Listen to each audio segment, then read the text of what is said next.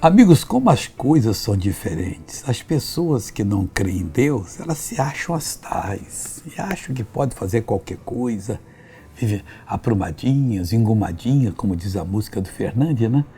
E a Bíblia fala diferente. Olha o que Paulo falou assim, olha. É Romanos 3, versículo 12.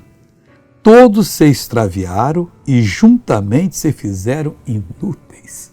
O Deus perfeito, que conhece todas as coisas, que fez tudo do nada, criou todas as leis, como não entende quase nada delas, ele diz que todos se fizeram inúteis. Somente pela graça de Deus é que nós podemos fazer alguma coisa boa. E diz mais, não há quem faça o bem, não há nenhum só.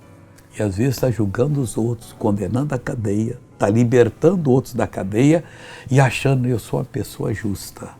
O Senhor Deus disse que não há um que faça o bem, não há um sequer. Vamos ver uma pessoa que foi abençoada? Eu já volto. O que aconteceu com a senhora? Isquemia? Esqueci todo esse lado aqui, né? Fazem 6 anos, mas ainda caminhava bem, mas agora não posso caminhar mais. Como é que você estava caminhando antes da oração? Imita. Estava assim, fraquinha assim.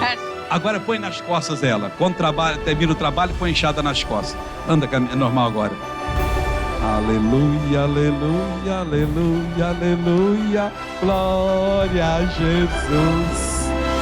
Aleluia, aleluia, aleluia. Deus é lindo, meu irmão, é Ele que fez. Agora vamos orar. Pai, eu venho clamar por essa pessoa que Deus sempre achou que era melhor do que as outras.